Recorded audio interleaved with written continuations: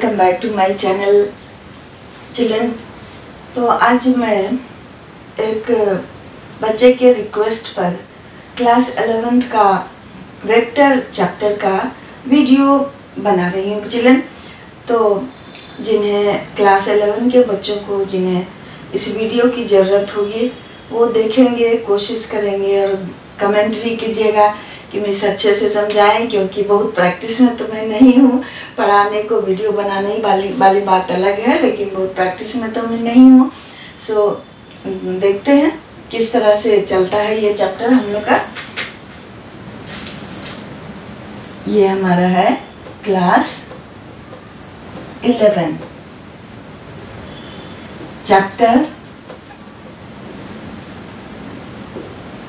Chapter आपका 3 है। Chapter का नाम है motion in a plate. Motion in a plate chapter का नाम है। इस चैप्टर में आपको वेक्टर के बारे में पढ़ना है। Vector addition, multiplication, subtraction, vector का रिजोल्यूशन, ये सारी बातें हमें इस चैप्टर में पढ़ना है। तो अब हम लोग शुरू करते हैं। चिल्ड्रन, इसकी चैप्टर के पहले वाले चैप्टर में आप लोगों ने बहुत सारी बातें पढ़ी। आपने पढ़ा होगा डिस्टेंस डिस्प्लेसमेंट के बारे में, आपने पढ़ा होगा स्पीड एंड वेलोसिटी के बारे में, आपने पढ़ा होगा एक्सीलरेशन के बारे में। उसके पहले भी आपने फिजिकल क्वांटिटीज पढ़ा होगा। तो फिजिकल क्वांटिटी को, जैसे फिजिकल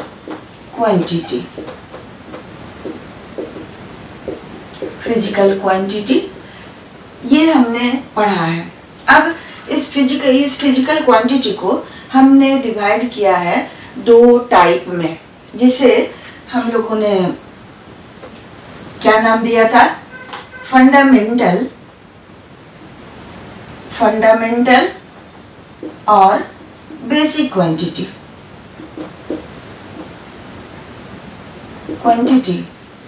और दूसरा हमने पढ़ा था डिराइव्ड क्वांटिटी। इसे मैं नहीं बताने जा रही हूँ, जस्ट हम लोग रिकॉल कर ले रहे हैं। फंडामेंटल और बेसिक क्वांटिटी, डिराइव्ड क्वांटिटी, इस 2 टाइप में हमने इसे डिवाइड किया था। और हमने फंडामेंटल क्वांटिटी भी 7 फंडामेंटल क्वांटिटी, उसके साथ 2 सप्लीमेंट्री फंडामेंटल क्वांटिटीज पढ़ा था। डिराइव्ड क्वांटिटी भी आपने पढ़ा ही है। अब देखिए, ये जो फिजिकल क्वांटिटी है मीन्स ऑल दोज क्वांटिटीज और those name terms which we use to express the laws of physics are known as physical quantities। तो वैसे सारे टर्म्स जिसका हम यूज करते हैं फिजिक्स के लॉ को एक्सप्रेस करने में, वैसे सारे क्वांटिटीज को हम लोग कहेंगे फिजिकल क्वांटिटी। उसी को हमने 2 पार्ट में डिराइव्ड किया, फंडामेंटल क्वांटिटी और डिराइव्ड क्वांटिटी। अब देखिए, इसी फिजिकल क्वांटिटी को हम लोग 2 पार्ट में डिवाइड करते हैं। एक हो गया स्केलर क्वांटिटी और दूसरा है वेक्टर क्वांटिटी।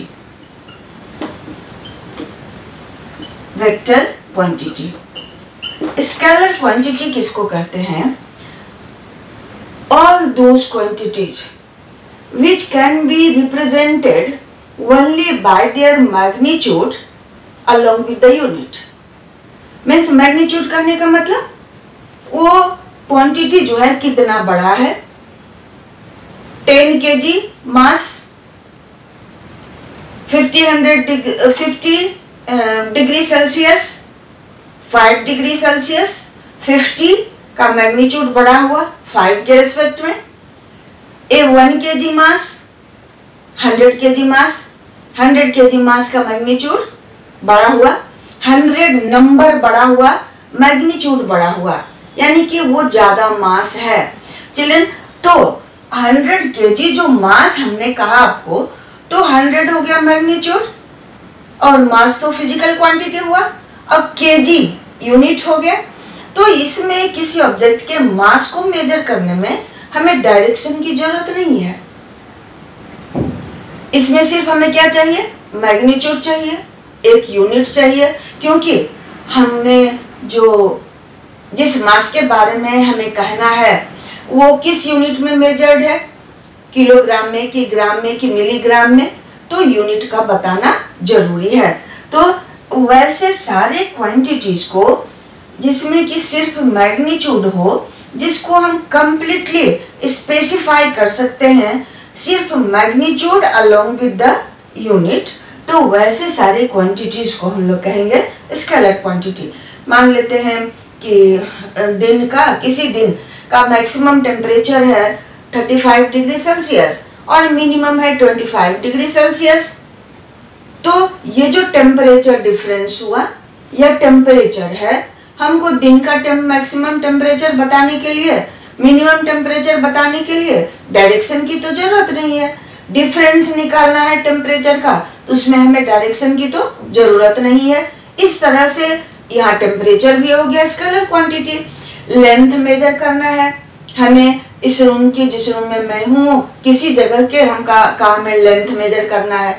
तो लेंथ मेजर करने में हमें चाहिए एक यूनिट, एक स्केल चाहिए, एक मीटर स्केल ले लेंगे। मीटर स्केल से कितना बार वो मीटर स्केल उस लेंथ में आता है, लाइक मान लेते हैं ये 1 मीटर है, 1 हो गया, फिर इसको ऐसे रखेंगे 2 हो गया, फिर इसको आगे रखेंगे 3 हो गया। तो वो मीटर स्केल उस लेंथ में कितना बार आता है वही उसका हो गया मैग्नीट्यूड। और मीटर स्केल अगर मीटर में हम मेजर करते हैं, एक्सप्रेस करते हैं, तो मीटर हो गया यूनिट। सेंटीमीटर में करते हैं तो सेंटीमीटर यूनिट हो गया, इंच या फीट, जो भी हम यूनिट लेंगे वो उसका यूनिट हो गया।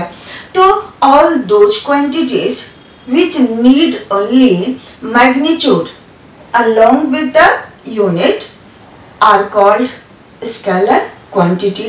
अब स्केलर क्वांटिटी को हम उसी तरह के स्केलर क्वांटिटी से सिंपली जोड़ सकते हैं। अब मास को तो लेंथ के साथ नहीं जोड़ देंगे ना, मास को लेंथ के साथ तो नहीं जोड़ेंगे, तो same kind of scalar quantity है, उसको हम ऐड कर सकते हैं सिंपली अरिथमेटिक प्रोसेस से, उसे सब्ट्रैक्ट कर सकते हैं, मल्टीप्लाई कर सकते हैं। लेकिन दूसरा जो हमारा क्वांटिटी है वेक्टर क्वांटिटी, ये स्केलर क्वांटिटी से अलग है चिल्ड्रन। तो स्केलर क्वांटिटी वो सारा क्वांटिटीज हो गया जिसमें डायरेक्शन नहीं हो, लाइक अब आप कहोगे क्लास 9th में आपने पढ़ा था वर्क, तो उस समय आपको वर्क के बारे में बहुत डिटेल में नहीं पढ़ना था, तो आपने समझा भी नहीं होगा अच्छे से, सिर्फ आपने ये जान लिया होगा कि फोर्स और डिस्प्लेसमेंट वेक्टर क्वांटिटी है, फिर भी वर्क स्केलर क्वांटिटी होता है। तो अब यहाँ रिजोल्यूशन ऑफ वेक्टर पढ़िएगा इसी चैप्टर में, तब आपको वो बात समझ में आएगी। सिर्फ हमें जानना क्या है कि वो फोर्स और डिस्प्लेसमेंट दोनों ही स्केलर क्वांटिटी है, लेकिन वर्क होगा वेक्टर क्वांटिटी। ओके, तो सॉरी, फोर्स एंड डिस्प्लेसमेंट दोनों स्केलर वेक्टर क्वांटिटी है, तो वर्क क्या होगा, लेकिन वर्क होगा स्केलर क्वांटिटी। अब इलेक्ट्रिक करंट फ्लो करता है, किधर से किधर फ्लो करता है ये तो हमें पता है, स्विच ऑन करते हैं तो करंट फ्लो होना शुरू होता है, लेकिन इसके बावजूद भी इलेक्ट्रिक करंट स्केलर क्वांटिटी है, ये वेक्टर नहीं है। तो बहुत सारा क्वांटिटीज हमारे चारों तरफ है, जिसको रिप्रेजेंट करने के लिए सिर्फ हमें चाहिए मैग्नीट्यूड, डायरेक्शन की कोई जरूरत नहीं है। ऐसे क्वांटिटीज को आप कहोगे स्केलर क्वांटिटी। लेकिन all those quantities which need magnitude along with the direction, ऐसे क्वांटिटीज को हम लोग कहेंगे वेक्टर क्वांटिटी। तो अब जैसे हमने कहा आपको length, mass, time, temperature, electric current, work, ये सारा हो गया वेक्टर स्केलर क्वांटिटी। लेकिन अगर हम कहते हैं डिस्प्लेसमेंट, डिस्टेंस नहीं कहेंगे, डिस्प्लेसमेंट कहेंगे। अगर आप स्पीड के बदले वेलोसिटी कहते हैं, फोर्स कहिएगा, एक्सीलरेशन कहेंगे, एक्सीलरेशन ड्यू टू ग्रेविटी कहेंगे, तो ये सारा जो क्वांटिटीज है ये सारा वेक्टर क्वांटिटी है। अब जैसे हम कहते हैं कि इस रूम का लेंथ है 5 मीटर और ब्रेड्थ है 3 मीटर, तो इस रूम का एरिया कितना हो गया 5 इंटू 3 15 मीटर स्क्वायर हो गया। तो यहाँ एरिया क्या हो गया स्केलर क्वांटिटी, क्योंकि एरिया को मेजर करने के लिए किसी डायरेक्शन की जरूरत नहीं है। तो इस तरह से स्केलर क्वांटिटी आपने अच्छे से समझ लिया होगा और भी सारा एग्जांपल आप फाइंड करके आप इस पर बेटर कंसेप्ट बेटर ग्रिप बना सकते हैं। दूसरा है वेक्टर क्वांटिटी। तो फिर से मैं बता देती हूँ, vector quantity all those quantities which need magnitude along with that direction and unit to specify completely। उसे बताने के लिए, उसके बारे में बताने के लिए हमें क्या क्या चाहिए, magnitude along with that direction और यूनिट। तो तभी हम वैसे क्वांटिटी को वेक्टर क्वांटिटी कहेंगे। अब इस पेन पर हम फोर्स लगाते हैं, हम फोर्स आगे मूव कराने के लिए हमें फोर्स लगाना है, तो क्या मैं पीछे फोर्स लगाऊंगी, नहीं, फोर्स आगे लगाइएगा। इसमें डायरेक्शन है कि नहीं है, फ्रिक्शनल फोर्स इस पर अगर मान लेते हैं आप फ्लोर पर इसे पुश करते हैं, फोर्स लगाते हैं आगे बढ़ने के लिए, तो लेकिन ये आगे नहीं बढ़ रहा है, तो कौन इसे रोक रहा है, frictional force. Frictional force opposite direction में लगेगा, तो उसको डायरेक्शन है कि नहीं है ना। तो इस तरह से फोर्स को डायरेक्शन है। डिस्प्लेसमेंट का डेफिनेशन आपने क्या पढ़ा था, distance travelled in fixed direction is displacement. Distance travelled in fixed direction is displacement. तो इनिशियल और फाइनल पोजीशन को मिलाने वाला जो स्ट्रेट लाइन होगा उसके लेंथ को हम लोग डिस्प्लेसमेंट कहेंगे। अब वेलोसिटी आपने पढ़ा, तो वेलोसिटी क्या होता है, displacement produced per unit time को आप वेलोसिटी कहते हैं। उसी तरह से आपने एक्सीलरेशन पढ़ा, rate of change of velocity is acceleration. तो इन सारे क्वांटिटीज में डायरेक्शन हम कहें न कहें उसमें डायरेक्शन मेंशन है ऑलरेडी, और ऐसे सारे क्वांटिटीज को आप कहोगे वेक्टर क्वांटिटी। चिल्ड्रन, सो ये जो स्केलर क्वांटिटी है ये सिंपल अरिथमेटिक मेथड से एडिशन, मल्टीप्लिकेशन, डिवीजन और सब्ट्रैक्शन हो सकता है, बट वेक्टर क्वांटिटी में ऐसी बात नहीं है, उसके लिए अलग रूल है एडिशन, सब्ट्रैक्शन और मल्टीप्लिकेशन के लिए। तो वो सारा रूल हम लोग बारी बारी से पढ़ेंगे। तो अभी आपने क्या समझा, स्केलर क्वांटिटी और वेक्टर क्वांटिटी। और अगर कुछ क्वेश्चन हो इससे रिलेटेड तो आप कमेंट बॉक्स में लिख के मुझसे क्वेश्चन पूछ सकते हैं, मैं देखूंगी और मैं आंसर दूंगी। चिल्ड्रन, तो इसके आगे वाला टॉपिक अब हम लोग देखते हैं क्या है हमें पढ़ना।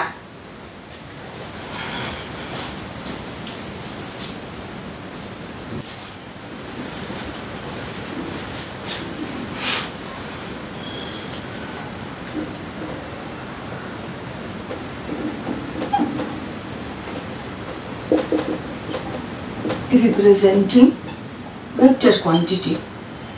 वेक्टर क्वांटिटी को आप कैसे रिप्रेजेंट करते हैं, तो वेक्टर क्वांटिटी को हम लोग बोल्ड लेटर से रिप्रेजेंट करते हैं।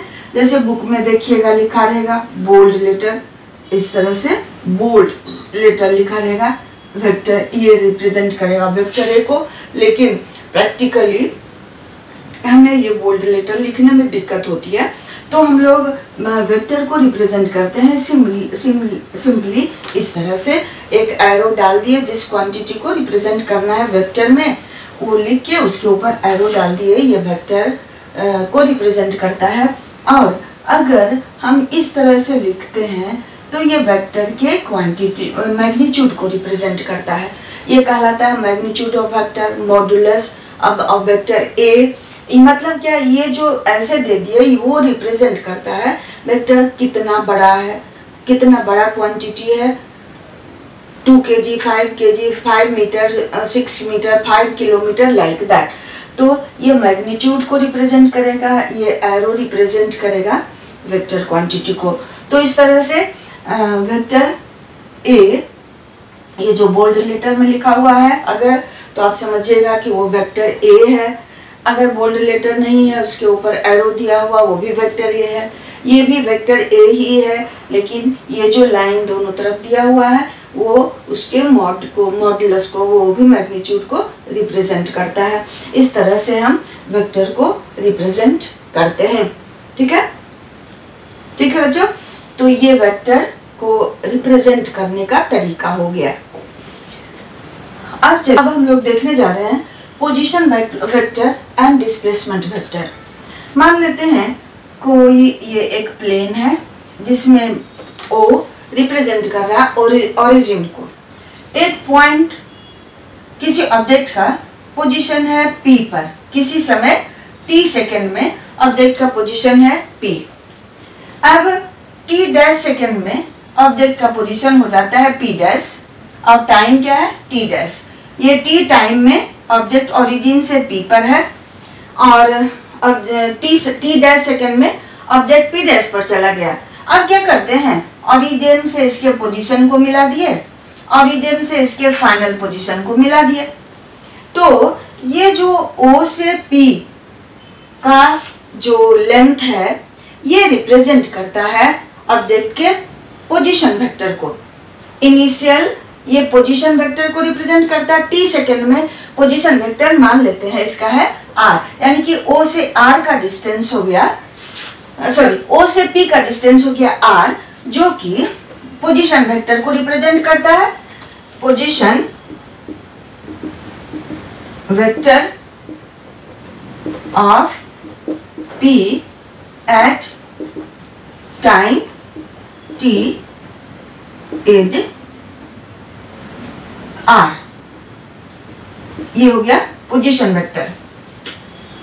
यानी कि और आप कह सकते हैं लेंथ ऑफ लाइन OP। ठीक है, और डायरेक्शन ओरिजिन से O से हम जहां इधर इसको देख रहे हैं वही उसका पोजीशन वेक्टर का डायरेक्शन हो गया। अब now at time t dash the object is at P dash, यहाँ ये P डैश पर है, तो position vector of P dash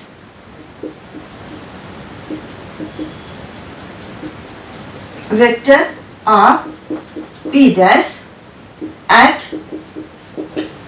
time t dash is, मान लेते हैं r डैश, मतलब ये इसका लेंथ r डैश वेक्टर है। तो ये पोजीशन वेक्टर इसका हो गया, P डैश का पोजीशन वेक्टर r डैश हो गया। चलिए अब क्या करते हैं, displacement of initial position P, final position P dash है।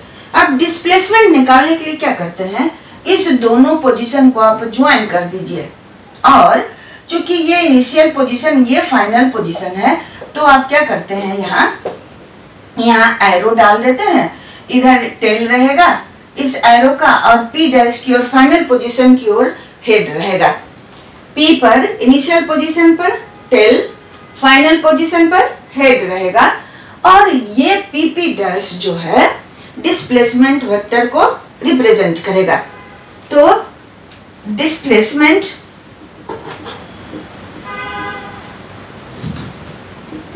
वेक्टर इज P डैश, इसको हम R मान लेते हैं, ये डिस्प्लेसमेंट वेक्टर हो गया, P से P डैश हो गया displacement vector at time interval t dash t। बात आई समझ में? चलिए यही सब थोड़ा समझने वाली बात है, इसी पर हमें ध्यान देना है। बेसिक समझ जाओगे तो वेक्टर आपके लिए आसान हो जाएगा, नहीं तो नई चीज है, थोड़ी सी तो डिफिकल्टी होगी ही। अब हम एनसीईआरटी का ही दूसरा डायग्राम देखते हैं। ये दूसरा डायग्राम है जो आपके एनसीईआरटी बुक का ही है डायग्राम। तो इसमें कहना क्या है, डिस्प्लेसमेंट वेक्टर जो है या डिस्प्लेसमेंट जो है ऑब्जेक्ट के पाथ का मतलब डायरेक्शन ऑफ पाथ पर डिपेंड नहीं करता है, वो इनिशियल और फाइनल पोजीशन के बीच जो स्ट्रेट लाइन पाथ होता है वही डिस्प्लेसमेंट वेक्टर होता है। ऐसे भी हम लोग पढ़े थे कि ये जो मान लीजिए किसी ऑब्जेक्ट का पोजीशन A है, उसे B पर जाना है, लेकिन पाथ ऐसा है, तो अगर इस पाथ से होके वो B पर पहुंचता है तो डिस्प्लेसमेंट होगा ये स्ट्रेट लाइन का पाथ, ना कि इस पाथ का। तो इसी चीज को इस डायग्राम में भी शो किया जा रहा है। तो मान लेते हैं कि किसी ऑब्जेक्ट का पोजीशन है Q, P पर था, वो Q पर आया, ठीक है, सीधे भी जा सकता है, लेकिन वो अलग अलग पाथ से Q पर मान लीजिए पहुंचता है, ठीक है। तो हमको देखना है डिस्प्लेसमेंट क्या है। Initial position P, final position Q है ओरिजिन से। अब हमें निकालना है कि लेकिन P से Q पर पहुंचने के लिए वो ऑब्जेक्ट ये अलग अलग पाथ को हम सेलेक्ट करते हैं। जैसे मान लेते हैं कि ये एक रेड लाइन से, रेड इंक से ड्रॉ किया गया है पाथ। अब देखिए एक पाथ है PABCQ, PABCQ, मतलब इस पाथ से होते हुए ऑब्जेक्ट Q पर आया फाइनल पोजीशन पर। आ रही बात समझ में? P से Q पर ही फाइनल पोजीशन Q ही है, लेकिन पाथ हो गया PABCQ। तो फाइनल पोजीशन ऑब्जेक्ट का Q है, तो डिस्प्लेसमेंट PQ ही हुआ। इनिशियल और फाइनल पोजीशन के बीच जो स्ट्रेट लाइन का पाथ है, स्ट्रेट लाइन का जो लेंथ है, वही डिस्प्लेसमेंट हुआ, ठीक। अब एक पाथ ये हुआ, दूसरा पाथ देखिए क्या है, PDQ। अब इस पाथ से होके Q पर आया, तो भी डिस्प्लेसमेंट PQ ही होगा। देख रहे हैं एरो भी दिया हुआ है फाइनल पोजीशन की ओर, डिस्प्लेसमेंट PQ ही हुआ, ठीक। अब तीसरा पाथ है PBEFQ, PBEFQ, मतलब ये ब्लैक वाला जो लाइन है इस पाथ से होते हुए Q पर आता है ऑब्जेक्ट फाइनल पोजीशन पर, तो भी डिस्प्लेसमेंट PQ ही हुआ। क्योंकि डिस्प्लेसमेंट के बारे में हम जानते हैं बिल्कुल क्लियर कट कि डिस्प्लेसमेंट क्या है, the length of straight line path between initial and final position is what, displacement. तो डिस्प्लेसमेंट जो है ऑब्जेक्ट के पाथ पर डिपेंड नहीं करता है, बल्कि डिपेंड करता है length of straight line path between initial and final position. इसे ही हम लोग डिस्प्लेसमेंट करते हैं। चाहे कैसा भी पाथ हो, इनिशियल और फाइनल पोजीशन के बीच जो स्ट्रेट लाइन का लेंथ है वही डिस्प्लेसमेंट होगा। आई बात समझ में? तो ये हमारा डिस्प्लेसमेंट हो गया। चिल्ड्रन अभी हमने क्या पढ़ा, position and displacement vector. Position समझ गया, ओरिजिन से कहाँ है ऑब्जेक्ट, उसको रिप्रेजेंट करने वाला जो लाइन का लेंथ होगा वो पोजीशन वेक्टर हो गया। फाइनल पोजीशन को रिप्रेजेंट करने वाला जो लाइन होगा वो पोजीशन वेक्टर हो गया। डिस्प्लेसमेंट वेक्टर क्या हो गया, length of line joining final end initial position of object is called displacement vector. आ गई बात समझ में? ठीक है, तो इस तरह से अभी हम लोगों ने पोजीशन एंड डिस्प्लेसमेंट वेक्टर पढ़ा। अब एक और छोटा टर्म हम लोग पढ़ लेते हैं जो कि है इक्वलिटी ऑफ वेक्टर। मैं एनसीईआरटी को ही फॉलो कर रही हूँ बच्चों, तो एनसीईआरटी ही अच्छे से समझिए, उसके बाद साइड बुक तो समझ में आ ही जाएगा अगर एनसीईआरटी आ गया तो, ठीक है। अब हमारा थर्ड वो टॉपिक है, नेक्स्ट टॉपिक है इक्वलिटी ऑफ वेक्टर्स। दो वेक्टर को हम इक्वल तभी कहेंगे जब उसका मैग्नीट्यूड और डायरेक्शन दोनों ही सेम हो, दोनों इक्वल हो, डायरेक्शन भी और मैग्नीट्यूड भी हो इक्वल, तो उसको हम लोग इक्वल वेक्टर कहेंगे। चलिए ना अब मान लेते हैं अब हमारे पास दो वेक्टर है A और B, ठीक है। A का tail O head P, B का टेल Q हेड S है। अब हम क्या करते हैं, वेक्टर B के टेल को हम वेक्टर B को अपन इसके पैरेलल इधर शिफ्ट किए। पैरेलल शिफ्ट करने का मतलब जिधर ये वेक्टर A है इसको अपने पैरेलल ऐसे शिफ्ट किए यहाँ से यहाँ तक, तो हम क्या देखते हैं कि इसका टेल भी Q O से कोइंसाइड कर जाएगा, S P से कोइंसाइड कर जाएगा। मतलब जैसे किसी चीज को हम नापते हैं तो क्या करते हैं, उस पर एक दूसरे पर रख के देखते हैं कि दोनों बराबर है कि नहीं, वही हुआ। तो इस तरह से हम ये वेक्टर ए और बी इक्वल हो गया, मैग्नीट्यूड भी इक्वल हो गया और डायरेक्शन भी इक्वल हो गया।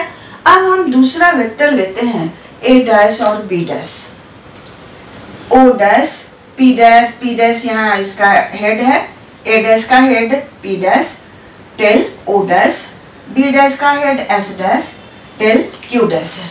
अब हम दोनों को यहाँ देख रहे हैं कि थोड़ा सा डायरेक्शन दोनों का चेंज है। तो अगर आप बी को इसके पैरेलल शिफ्ट कीजिएगा, उसको अपने पैरेलल शिफ्ट करते हैं, अगर बी डैश को ऐसे शिफ्ट करेंगे तो क्या होगा, इसका टेल तो इससे कोइंसाइड कर जाएगा, क्यू डैश का टेल ओ डैश से कोइंसाइड तो कर जाएगा, लेकिन एस डैश पी डैश से कोइंसाइड नहीं करेगा, यानी कि डायरेक्शन अलग है। तो हम क्या इसको क्या कहिएगा, इक्वल वेक्टर नहीं कहेंगे। जब तक कि दो वेक्टर का मैग्नीट्यूड और डायरेक्शन सेम नहीं हो, हम उन्हें इक्वल वेक्टर नहीं कह सकते हैं। इस तरह से हाँ, ये हमारा हो गया इक्वलिटी ऑफ वेक्टर्स। चिल्ड्रन इतना हो गया, ये आपका बेसिक चीज हो गया। अगले दिन हम लोग पढ़ लेते हैं थोड़ा सा multiplication and addition of vector. पहले मल्टीप्लिकेशन पढ़ेंगे, फिर एडिशन ऑफ वेक्टर पढ़ेंगे। आज के लिए इतना ही रहने देते हैं, वीडियो थोड़ा लंबा हो जाएगा। तो बेसिक चीज है, थोड़ा सा समझ लीजिए। और चिल्ड्रन वीडियो फर्स्ट टाइम मैं बना रही हूँ 11th का, तो ध्यान देना है कि समझ में आए और एक बार जरूर इनकरेज कीजिएगा। अच्छा वीडियो बना तो समझ में आया तो फिर बनाने में अच्छा लगेगा, नहीं तो फिर मैं बंद कर दूंगी। इसलिए आप लोगों ने ही एक दो के रिक्वेस्ट पर हमने शुरू किया, तो ये मेरा मेहनत है और रियलिटी है कि अगर समझ में आएगा तभी मैं बनाऊंगी, क्योंकि थोड़ा दिन हो गया है 11-12 को पढ़ाया हुआ, तो वो ध्यान देना है इस बात पर। तो थैंक यू फॉर वॉचिंग। और इसी तरह से देखिए, समझिए और हमें भी थोड़ा इनकरेज कीजिए, लाइक शेयर एंड सब्सक्राइब करके देख के वीडियो। तो इससे अच्छा लगता है कि मेरे हार्ड वर्क को मेरे बच्चे समझ रहे हैं, तो अच्छा लगता है। और बात भी सच है कि जो ऐसा तो नहीं है कि मेरा वीडियो बहुत ही अच्छा है, बहुत अच्छा वीडियो यूट्यूब पर है। तो जो मुझे बच्चे जानते हैं उन्हीं के लिए मैं बनाती हूँ और वही मुझे अप्रिशिएट भी कर सकते हैं, इसलिए मैं दूसरे से क्यों एक्सपेक्ट करूँ, और नहीं कर भी सकती हूँ। तो बच्चों ध्यान दीजिए, थोड़ा समझिए और मुझे भी इनकरेज कीजिए ताकि मैं इसी तरह से काम करती रहूँ, बिजी रहूँ। Thank you everyone for watching.